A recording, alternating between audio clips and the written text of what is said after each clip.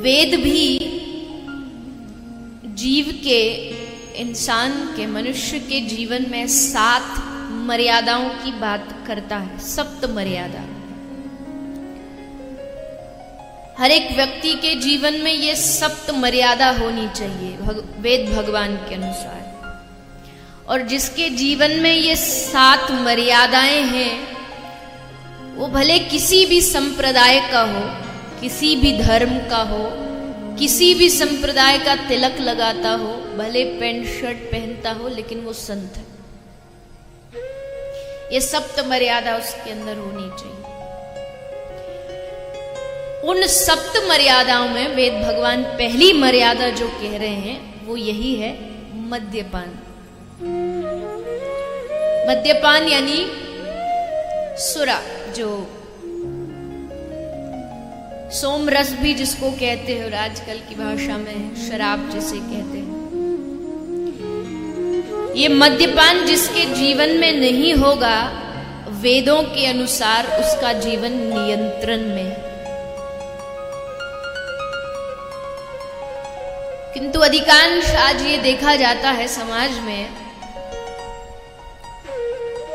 राजस्थान की भूमि में कोई कोई स्थान ऐसा है जहां जल का बहुत अभाव होता है, रेगिस्तान में, और जल भरने के लिए गांव की कन्याओं को कई कई मील दूर जाकर के मटके से जल भर के लाना पड़ता है। लेकिन विडंबना यह है कि जल लेना हो तो आपको कई मीलों दूर जाना पड़ेगा किसी गांव से बाहर।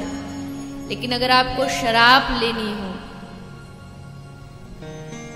तो आपको कहीं जाने की आवश्यकता नहीं, क्योंकक्योंकि हर स्थान पर आपको कहीं ना कहीं शराब बिकती नजर आएगी। इस देश की विडंबना है। इतना नाश आज तक किसी युद्ध ने नहीं किया, इतना विनाश आज तक किसी तूफान ने नहीं किया, इतना विनाश आज तक किसी भूकंप ने नहीं किया, जितना विनाश एक शराब की बोतलों ने इस दुनिया में किया। जीवनों का विनाश, परिवारों का विनाश। लेकिन फिर भी कई लोग होते हैं ना, कहते महाराज क्या करें, आदत छूटती नहीं है। ऐसी आदत पड़ी है कि कोशिश भी करें, प्रयास भी करें तो भी छूटती नहीं।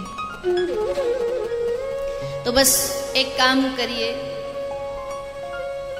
ये दुनिया का नियम है, ये दुनिया की रीति है कि जब किसी व्यक्ति को छोटे नशे से बड़ा नशा प्राप्त हो जाता है, बड़ा नशा हाथ लग जाता है, तो छोटा नशा अपने आप छूट जाता है।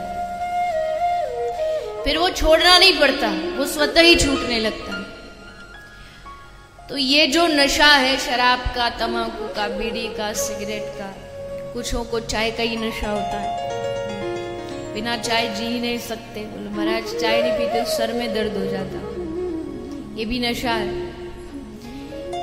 तो अगर इन छोटे नशों को छोड़ना है तो कोई बड़ा नशा पकड़ लीजिए, ये अपने आप छूट जाएंगे।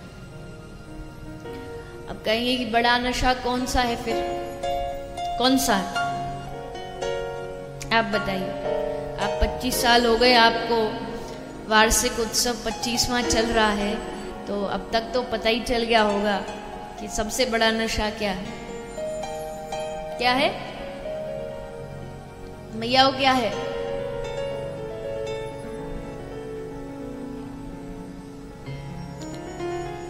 और नशे सब रेंगने उतर जाएं प्रभात।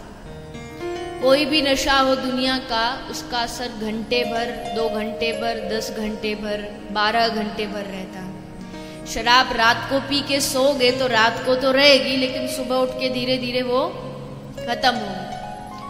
और नशे सब रेंगने उतर जाएं प्रभात, पर नाम खुमारी नानका चढ़ी रहे दिन रात। नाम खुमारी, भगवान के नाम की मस्ती, भगवान के कथा की मस्ती, एक ऐसा नशा है जब चढ़ता है तो पूरी दुनिया भी लग जाए उतारने में तो इस नशे को कोई उतार नहीं पाएगा। या तो ये चढ़ता नहीं और चढ़ जाए तो फिर उतरता नहीं। ये प्रभु के नाम की मस्ती है, ये प्रभु के भक्ति की मस्ती है। इसलिए जो हरिनाम का रस पी रहा हो, जो भगवान की कथा का रस पी रहा हो, उसको फिर किसी और रस की आवश्यकता नहीं पड़ती, क्योंकि उसके जीवन में एक ऐसा रस उसे मिल गया है जिसके सामने सब फीका। तो पहला है मद्यपान। ये जिसके जीवन में जिसने इसमें मर्यादा बना ली उसका बेड़ा पार। दूसरा है द्युत। वेद भगवान के अनुसार वेद में लिखा है दूसरी मर्यादा है द्युत। द्युत यानी जुआ। जो जुआ खेलते हैं, और पहले के समय में तो बड़े बड़े राजा भी द्युत खेला करते थे, राजाओं के बीच में द्युत होता था। लेकिन यह भी ध्यान रखें, कभी कभी युग बदलने के साथ साथ परंपराएं भी बदलती हैं। उस युग में द्युत खेलना धर्म था, लेकिन आज के युग में द्युत खेलना यह अधर्म कहा जाएगा। तो दूसरा है द्युत। तीसरी मर्यादा व्यक्ति के जीवन में क्या होनी चाहिए? श्री वेद भगवान कह रहे हैं तीसरी मर्यादा जीवन में ये हो, शिकायत मुक्त चित्त। शिकायत मुक्त चित्त अगर हमारा हो गया तो हमको इस दुनिया में कोई भी व्यक्ति दुखी नहीं कर सकता, क्योंकि हमारा जो जीवन है वो अधिकतर शिकायतों में ही बीतता है। कहीं चले जाइए और जो शिकायत करने वाला आदमी, आप उसको स्वर्ग में भी भेज दो, वो वहां भी कोई ना कोई कमी ढूंढ करके उसकी शिकायत करे। हम कहीं भी पहुंच जाएं, हमें सब चीजों से कुछ ना कुछ शिकायत रहती है। कथा में भी आए हैं तो यहां भी दो चार चीजें तो ऐसी दिखाई देंगी जिनका मन में बार बार उठेगा कि ये बताएं कि ये गलत है, ये ऐसा होना चाहिए, वो वैसा होना चाहिए। शिकायत मुक्त चित्त नहीं हो पा रहे हो, सबकी शिकायतें करते हैं। चौराहों पर बैठे बैठे वो रेडी वाले से जो चाय बेचता है उससे 5 रुपया की चाय लेकर बैठे बैठे चौराहे पर पूरी दुनिया की बातें वहीं चलती रहती हैं। सरकार को ऐसे करना चाहिए, प्रधानमंत्री को ये करना चाहिए, एमएलए साहब को ये करना चाहिए, संतों को ये करना चाहिए, कथावाचकों को ये करना चाहिए। दुनिया में किसको क्या करना चाहिए सबको पता है, लेकिन मुझे क्या करना चाहिए ये किसी को नहीं पता।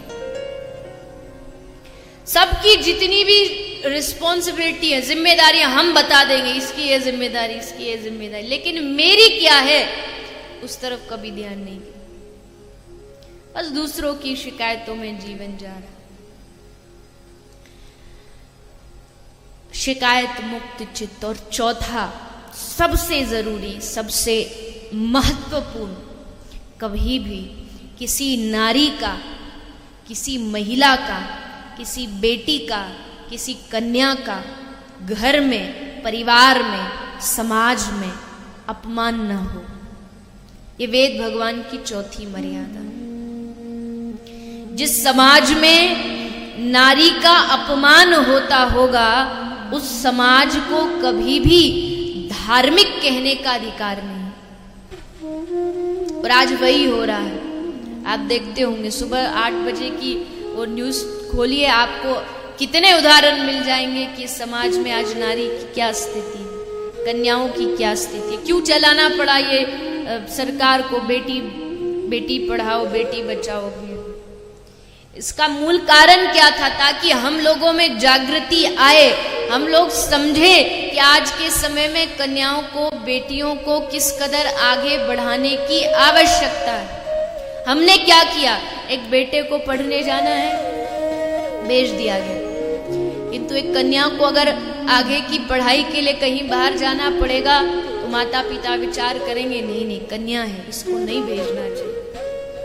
हाँ अवश्य मर्यादा का भान हर व्यक्ति को रखना चाहिए, किंतु इसका मतलब ये नहीं है कि बेटियों को शिक्षा की आवश्यकता नहीं है।